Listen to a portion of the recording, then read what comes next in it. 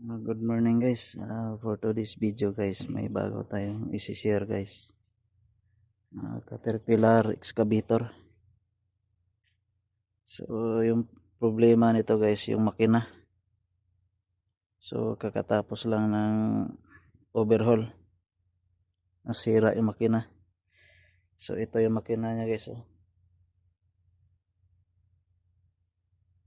6 cylinder.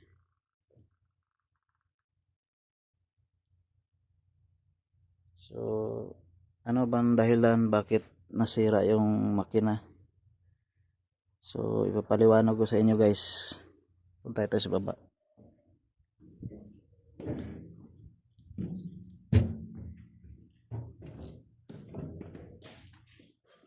So ito yung identification number.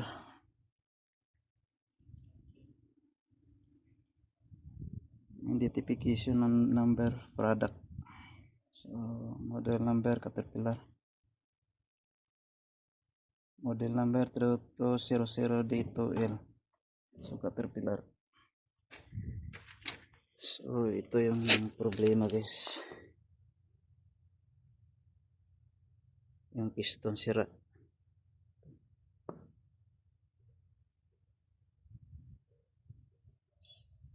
So bakit ba nasira yung piston natin? So ito yung dahilan niya bakit nag-blow by yung makina natin. So bubuksan natin to, yung oil pump. Papakita ko sa inyo guys.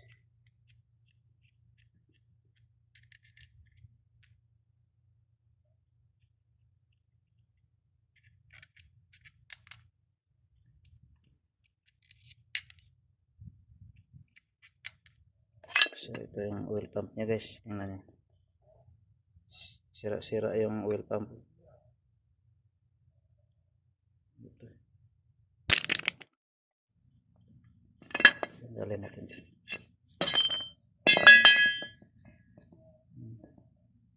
Gas-gas. So ito yung dahilan bakit nasira yung piston natin. Bakit nag-blow by. So sira yung oil pump natin. So tingnan yung follower. So sira. Kinain. So lahat sira. Ito yung camshaft, sira yung camshaft. So buong pinalitan namin. Kasi hindi na siya magamit kasi sira.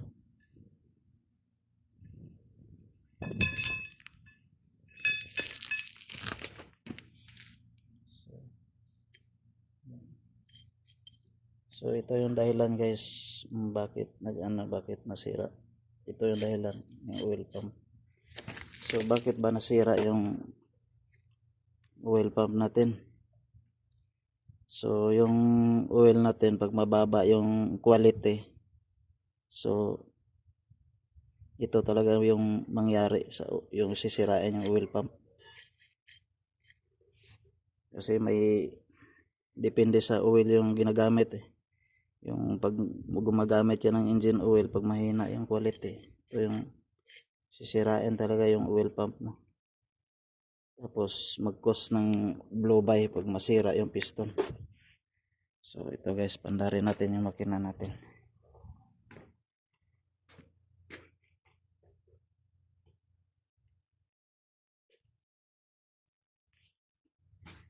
On switch natin ito.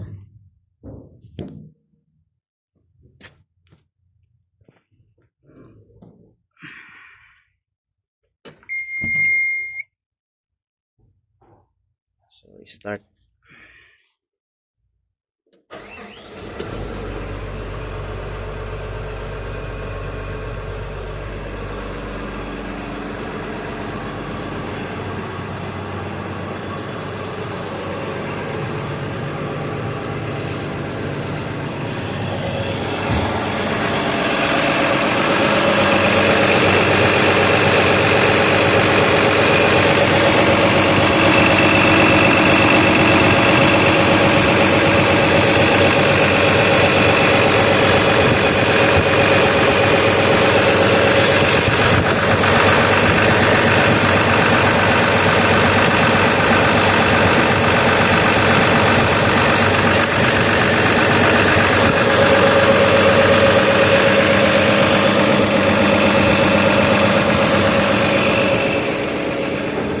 Punta tayo sa baba guys, titingnan natin yung breather hose. Takba yung pekina sa abaloy.